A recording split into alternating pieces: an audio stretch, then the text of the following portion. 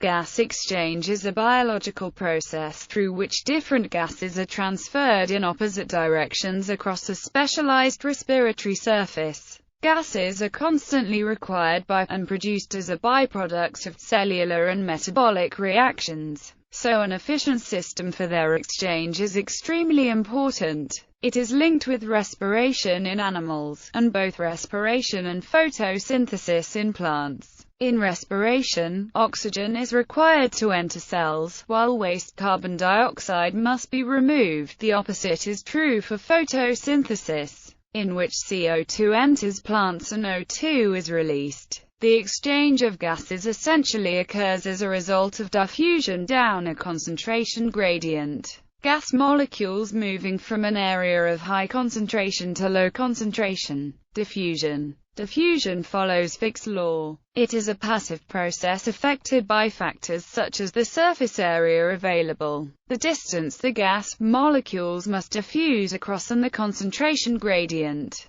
Gases must first dissolve in a liquid in order to diffuse across a membrane, so all gas exchange systems require a moist environment. In single-celled organisms, diffusion can occur straight across the cell membrane. As organisms increase in size, so does the distance gases must travel across. Diffusion alone is not efficient enough and specialized respiratory systems are required. This is the case with humans and with fish that have evolved circulatory systems. These are able to transport the gases to and from the respiratory surface and maintain a continuous concentration gradient. In humans, both oxygen and carbon dioxide are transported around the body in the blood through arteries, veins and capillaries. They bind to hemoglobin in red blood cells, although oxygen does so more effectively. Carbon dioxide also dissolves in the plasma or combines with water to form bicarbonate ions. This reaction is catalyzed by the carbonic anhydrase enzyme in red blood cells.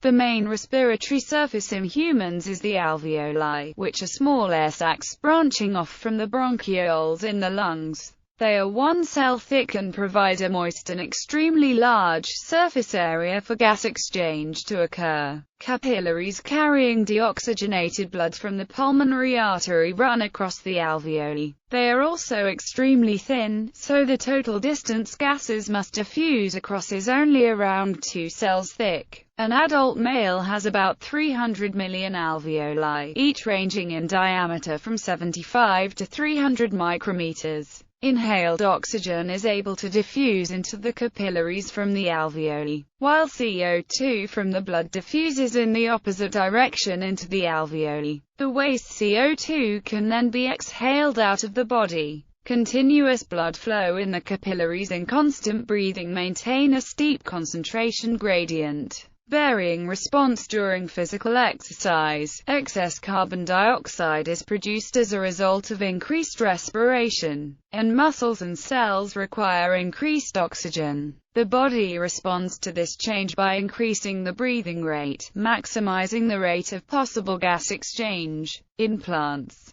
gas exchange in plants is dominated by the roles of carbon dioxide and water vapor. CO2 is the only carbon source for autotrophic organisms, making it essential for the conversion of light into sugar during photosynthesis. Due to the high differences in water potential in the plant versus the surrounding air, water vapor tends to evaporate from plants. Gas exchange is mediated through pores that underlie a complex regulatory system. As the condition of the stomata unavoidably influences both the CO2 and water vapor exchanges, plants experience a gas exchange dilemma: gaining enough CO2 without losing too much water. Gas exchange measurements are common tools in plant science. If the environmental conditions is fully controlled, the measurements of CO2 uptake and water release reveal important information about the CO2 assimilation and transpiration rates and the intercellular CO2 concentration, which reveal important information about the photosynthetic condition of the plants. Oxygen, essential for respiration during the night, plays a minor role in plants' gas exchange as it is always present in sufficient amounts. In fish, Fish must extract oxygen dissolved in water, not air, which has led to the evolution of gills and opercula. Gills are specialized organs containing filaments and lamellae. The lamellae contain capillaries and provide a large surface area and short diffusion distance. As they are extremely thin, water is drawn in through the mouth and passes over the gills in one direction, while blood flows through the lamellae in the opposite direction.